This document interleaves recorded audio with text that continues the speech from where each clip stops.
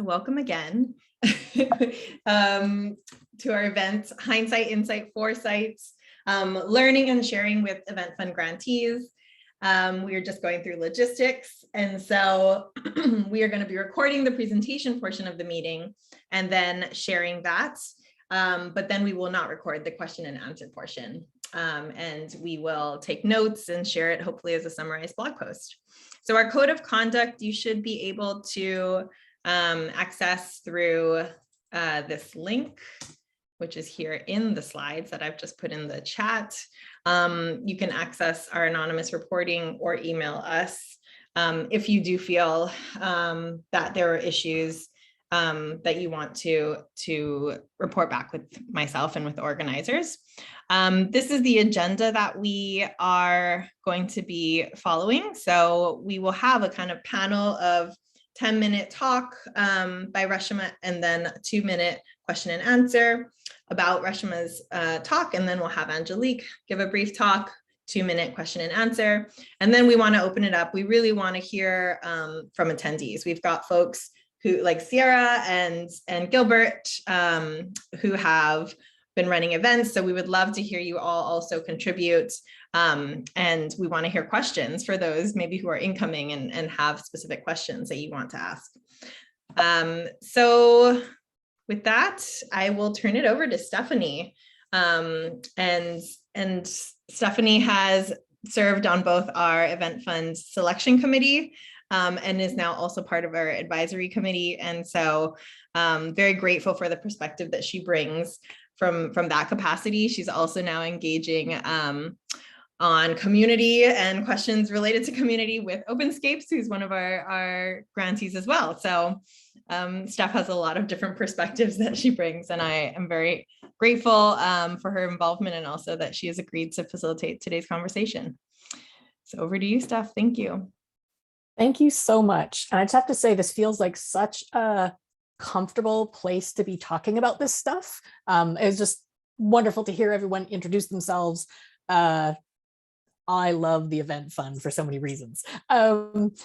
So to some people, it may appear that many of us here are really experts in designing and managing and running events, but I want to start by telling you that more than 20 years after having this particular experience, I can still feel the fear and discomfort I had from running a 100-person event for the very first time.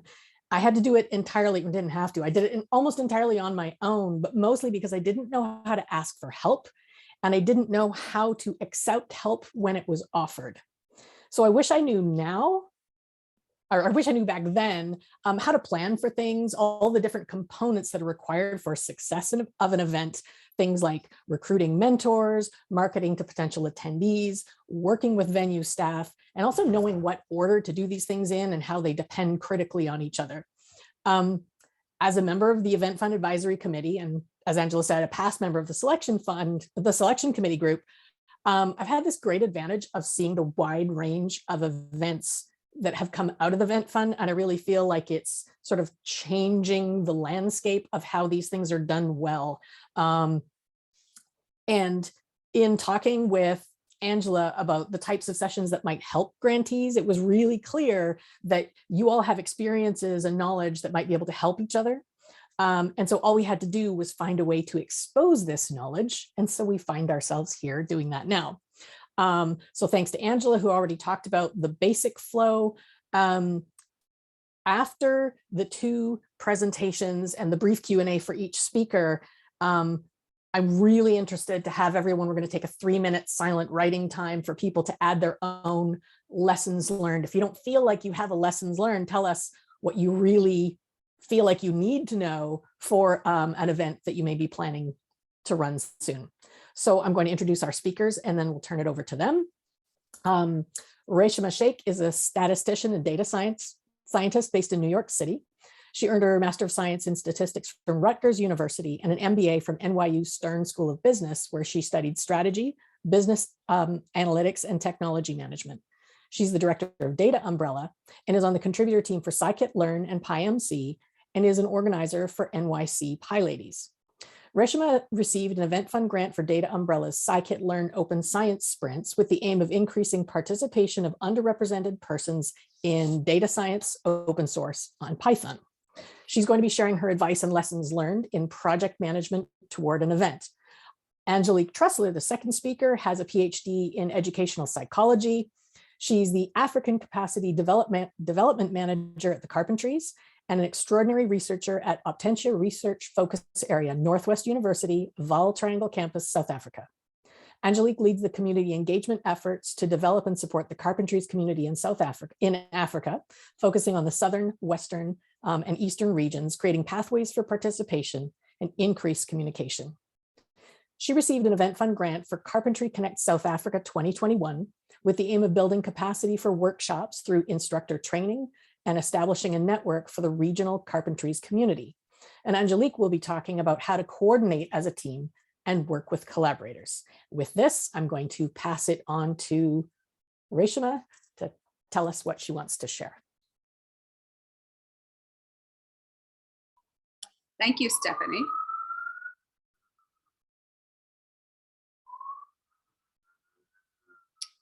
Can you all see my screen?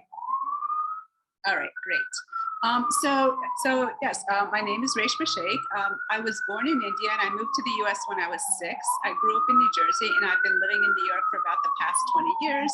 You can find me at Reshama S on GitHub, Twitter, and LinkedIn.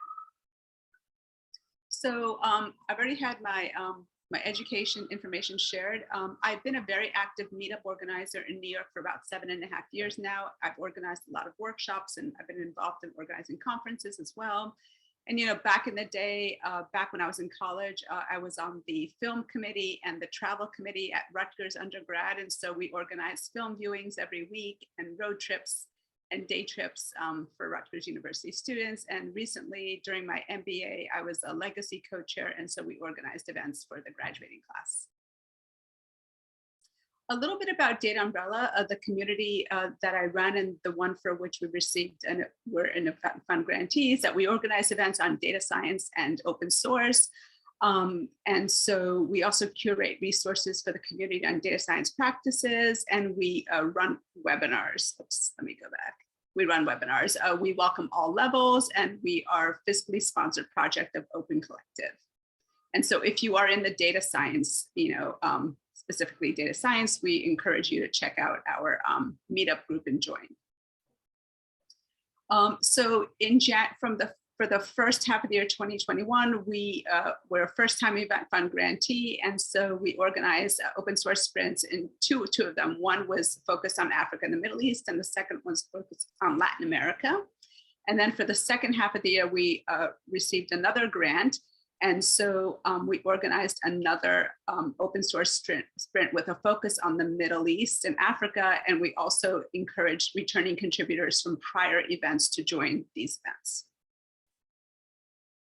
Just to give you a background, these 4 that are highlighted in yellow, the June 2020, actually to 2021, the last 3 are the ones that were funded by the Code for Science Society Event Fund. Prior to that, I had organized one in June the year before, which was the first online one due to the pandemic. And before that, I had organized 5 in-person sprints, 3 in New York and 1 in Kenya and 1 in San Francisco. So just a little bit, I want to share what a sprint is for people who are unfamiliar. It's a hands-on workshop or a hackathon where we work on an issue in one of the Python libraries, such as scikit-learn, that's on GitHub.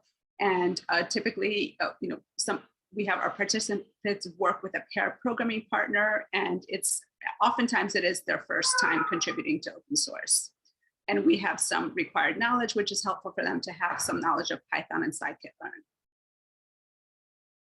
So some of the things that I want to share in terms of lessons learned that I've learned is to plan early. You can never plan too early. So for example, when I organized a Latin America sprint, I realized at some point we needed to do translations of the website and our resources, and that took longer. Outreach took longer as well to connect with groups.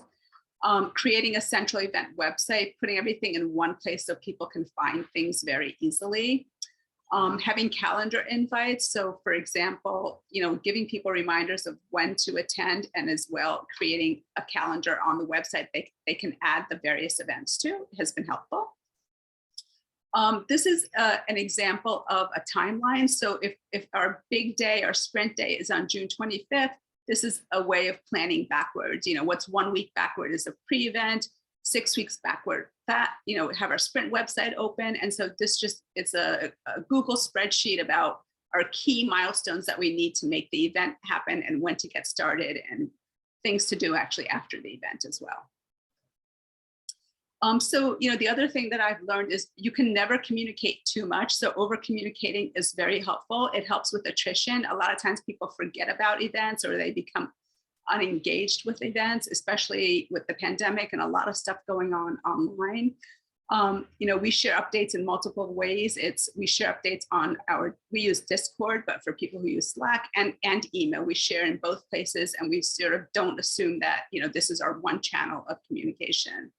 I mentioned the central website, which we link to in every communication, just so people can easily find things like at their fingertips and they don't have to try to figure out where it was. And I mentioned the calendar already. The other thing, because we had online events, is that we have a brief application form and we ask people if they want to opt in. We can include their photo and where they're joining from and their LinkedIn or social media links. So that way people can sort of get to know each other in a way that they don't necessarily get to know. In-person events are easier to get to know people, online is harder. And this has been helpful for people to feel more comfortable knowing, who's there. And, going back to what Stefanie said about asking for help, it's the same thing for me, learning to ask for help and, asking your current community and incoming participants to help. What does help is breaking down tasks into manageable steps. So it's not a huge thing, like little things, and letting people know how long it takes. And as well, acknowledging them for their contributions publicly, whether via email or in Discord or Slack or Twitter. The other thing that we learned to do is to create short how-to videos. So for example, if people are not familiar how to use Discord or Visual Studio Code for live share programming, creating a short 10 or 20-minute video so people can get to know it, having pre-work available, transcribing videos, having a pair programming sign-up sheet, which we actually do ahead of time so people know that they will be working together and have some kind of a support system, and letting people get to know each other prior to the event. Also on Discord, Discord is a platform where people can do voice share as well as screen share and video share. And the nice thing is you can hop between, they call them channels, and then people can sort of hang out in the lounge channel and just, network, which somebody has suggested to us. So the other thing we do is take screenshots of participants to share on social media, but it's always with their permission. And so this is a documentation of the event that happened. And a lot, the majority of people are happy to be sharing that they were present at an event. Just so for our events, we used to have full day events at 8 hours. So we cut them down into smaller events, which is 4 hours. And we had some pre-work and post-work, which was helpful. For the feedback form, which you will have which you have for your events as well. Increasing the response rate is always a challenge. And one of the things that we do is to remind people why it's important to get feedback. Part of the reason we want feedback is to for the next iteration of event to make it better as well. And also to let them know that it lets the funders know, how things are going and such. And so let them know beforehand it's coming, send it to them right after the event is over, and then another email reminder as well. And also sharing that information in a report and sharing that report with the community and saying, hey, if you have any corrections to add or any updates, just let us know.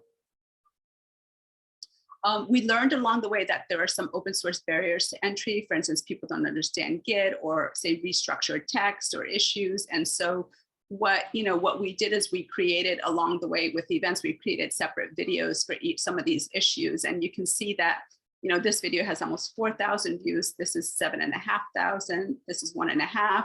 And the benefit to these videos is that it's available to people who didn't even attend our events. Like it's available to the whole public.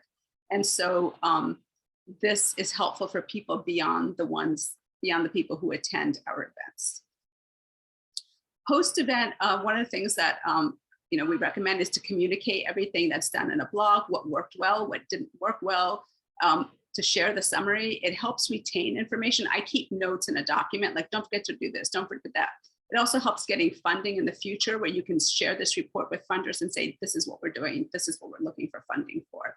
And asking event participants to write a blog and telling them, we'll share it on social media and helping them to write the blog, because sometimes people don't have a blog set up, so you can direct them to Medium or something else. The other thing that I would recommend is talking about your work. One of the ways to talk about it is in a blog or report.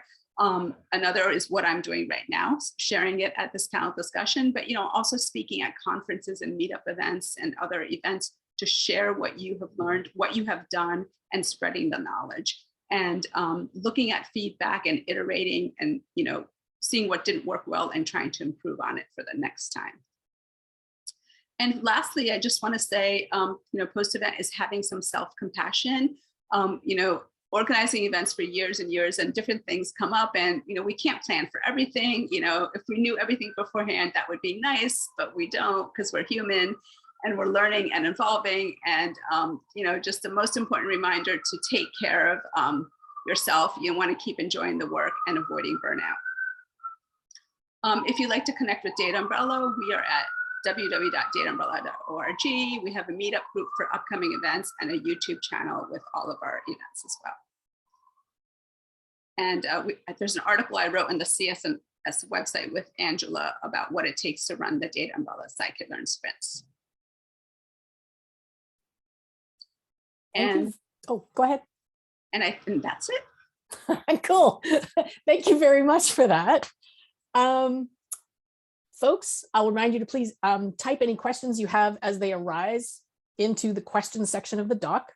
We have time for just maybe one question now, but we'll have more time to ask Reshama questions later. Does anyone have a burning question for Reshama right now? Maybe raise your hand in the Zoom.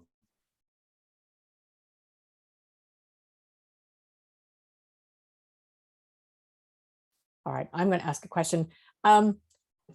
What advice do you have, Reshama, for someone who has no experience putting together one of those spreadsheets with the backwards planning? Let's say you have no experience with it. What advice do you have on getting started? I've also put a question there under resources. If anybody has a link to a spreadsheet like that they're willing to share, it's so valuable to be able to look at a couple of examples to see the different ways you can do it. But yeah, any advice on that?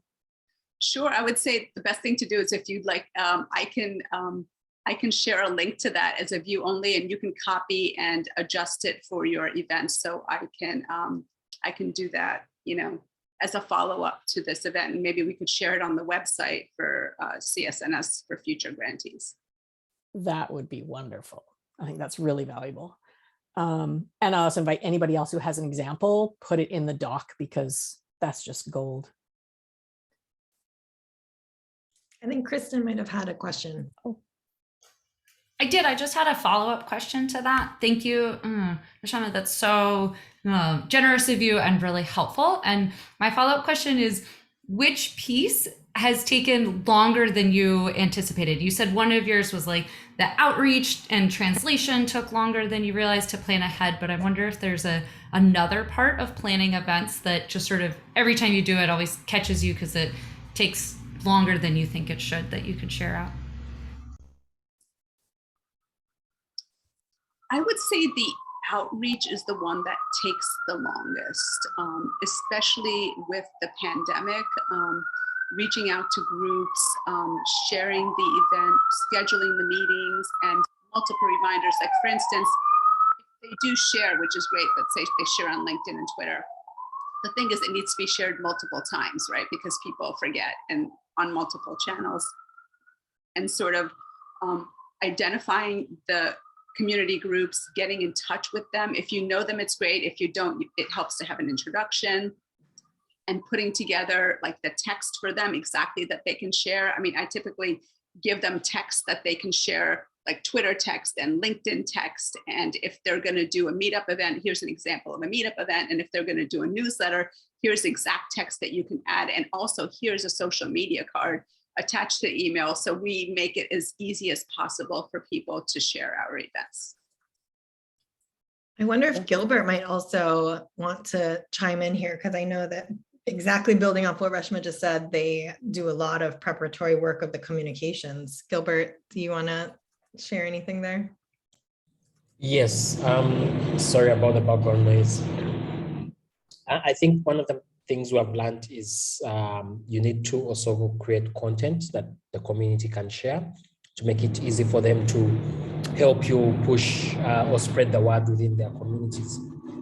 For example, we have done a three-phased kind of communication when we announce the dates and the locations, but also still want other partners to come on board and support.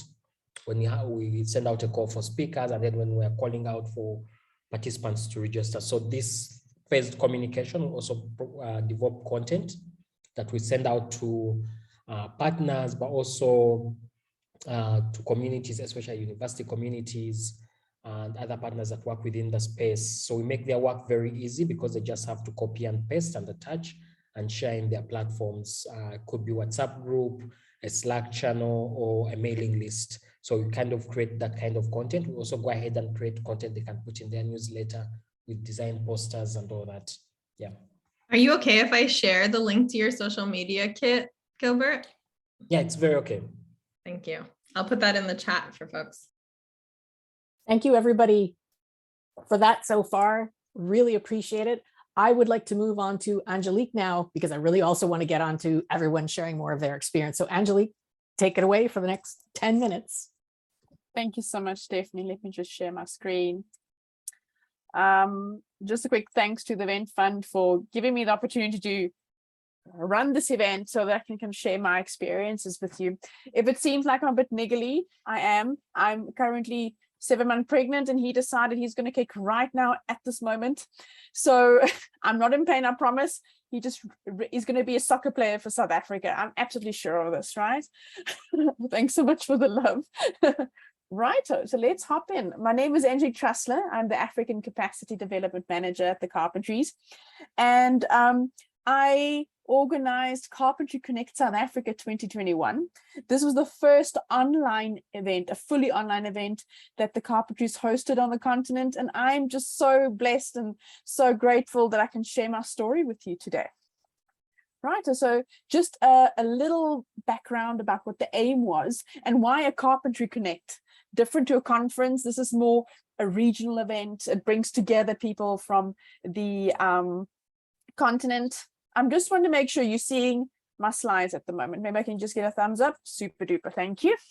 Sorry, I got a little weird reminder on my screen here. So the aim was to build capacity for workshops through instructor training, which we train instructors to teach at our workshops to capacitate individuals, right? So there's kind of a snowball effect here. We also looked at establishing a network for regional carpentries community, which was in Africa. Even though this was called South Africa, it blew up much greater than we anticipated, and we're so grateful for that as well. So a bit of a highlight reel of what we did those 2 weeks. We had 2 carpentries workshops, one data carpentry, one library carpentry workshop, one instructor training event, 2 networking events, 1 learning session, 1 opening, and 1 closing address. So it was a fun-filled, packed day, and we tried to have 1 event a day for about 2 to 3 hours because of bandwidth issues, because of the different time zones, etc. And that worked quite well. We had in total 120 attendees worldwide, so from 16 African countries, and that was just amazing. We provided an estimated 300 gigabytes of mobile data to more than 70 individuals in 19 African network providers. So I'll elaborate a bit more about the good, the bad, and the ugly around that. But this is the first for the Carpentries, and I don't know of many other institutions who provide mobile data for a whole event in a continent, right? And something I'm really, really proud of, we could with funding from the event fund, translate the opening and the closing events into isiZulu and isiXhosa, which are two of the national languages in South Africa. It's been uploaded on YouTube as subtitles, as well as you can download it as a transcript if you would like to work through that as well. This allows the event to be more accessible and inclusive. So let me jump into how to coordinate as a team and with collaborators. So I tried to make it meaningful to show you what teams are collaborated with, what do we collaborate, where did it take a lead, etc. So please pop any questions in chat and we can talk about them afterwards. So let's get hopping in. I had two teams supporting me. I'm very grateful. I had local supporters of the Carpentries and stakeholders who formed the organizing committee. We first had probably 9 to 10 months before the event, which happened in September last year. We had monthly meetings, and then it ended up being bi-weekly meetings as we needed to get into this thing. I already had a good relationship with all the individuals you can see on the screen. They are members of the Carpentries, supporters of the Carpentries, and they supported me with the event schedule, administration, marketing of the event, because they are my gatekeeper to the community in Africa. The infrastructure development, we have a couple of programmers and developers on the committee, so that helped quite a bit. Support during the event, hosting of certain sessions. So really it was such a collaborative, everyone jumped in and we did our bit. So that was great. Again, for me, if you would want to look for organizing committee, look for individuals who share the same value as your organization, who are supporters of you. And it's usually individuals are there at your meetings, at your community calls. They will be the ones that would be more than willing to add into these type of organizing. And then I had the Carpentries core team, which I'm very grateful for. I'll elaborate a little bit more how they helped me, but the teams that supported me endlessly was our communications team, our business team, our infrastructure team, our instructor training team, and workshops, since this is the first time we've ever done something like this online and in a pandemic, right? Now, hopping straight into infrastructure, we at the Carpentries make use of open source infrastructure as much as possible. So our infrastructure team, the communications team, as well as the organizing team, all helped develop our website, which was a template we got for free on GitHub. We adapted it, we changed it up, but the hosting was additional fee because else you have that very long URL, which is not very accessible. However, with the help from the infrastructure team, we made a link, all the links to the Carpentries, my Twitter account, all that is in the roll call. So if you'd like to click on that, I won't bombard you with that at the moment. So we made use of Google Documents, Google Spreadsheets, Etherpads, tried to make it really accessible as far as possible. And we used the Carpentries infrastructure that was already in place, Eventbrite for ticketing, Zoom, that's already, we have a subscription for that. And then Etherpads, as I have mentioned already. We also tried to work with local organizations like FlickSwitch, which is an organization that provides mobile data to Africa. So it's one infrastructure, it's one online event. If you have the local code as well as the cell phone number, this is how we could provide mobile data.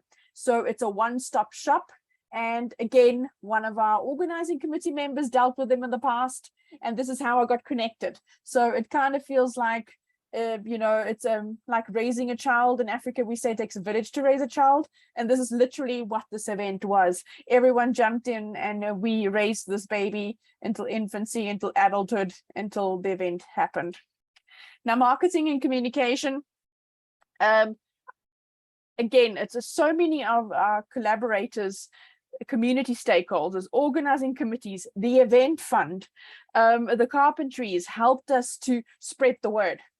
We had templated emails with images and banners that we put on our website that the organizing committee developed, and we could share it on our bi-weekly newsletter, social media, blog post, our community regional calls, our member organizations, and the list is extensive. And I want to reiterate what Reshama says, you cannot over communicate. really, you cannot over communicate. That's why the template emails were personal touch, but the blog posts went out, and that's for that cohort who's that their thing, right? We had banners on the Carpentries workshop website inviting people, linking them to the registration page. So we tried to make it as accessible as possible to as many people as possible. If we look at diversity, equity, inclusion, and accessibility, we had a group of volunteer instructors and trainers across the globe, literally from every single continent. We had trainers, instructors, and helpers helped us running these events. And this is great. Not only did they offer their time to teach during this event, they experienced teaching in other contexts, teaching in the global south. So I do feel this gave them a very interesting perspective of how online teaching in Africa can happen. I'll allude to that a little bit later. And the funding from the event fund allowed us to provide mobile data, as I've mentioned, via FlickSwitch. We could make the event free to attend. And that is a list again of all the events we had during that time. Translate to the opening and closing event to isiZulu and isiXhosa. And I think Reshma spoke about the challenges in translation. And I just want to maybe allude a bit to that in African languages, data science or programming terms might not have a specific word. So it took longer than expected because we had to look for the new term or develop a new term and then explain the term as well. And it took quite some time, but it's one of the things that I'm the proudest of this event, that we were able to do this and make it accessible to a cohort that never would have gotten the message, right? We activated live transcription on Zoom, especially non-English speakers found that very helpful. It gave us, let's say, 98% accurate transcript of the event afterwards, which helped us with the translation into isiZulu and isiXhosa, and to spare bandwidth and mobile data.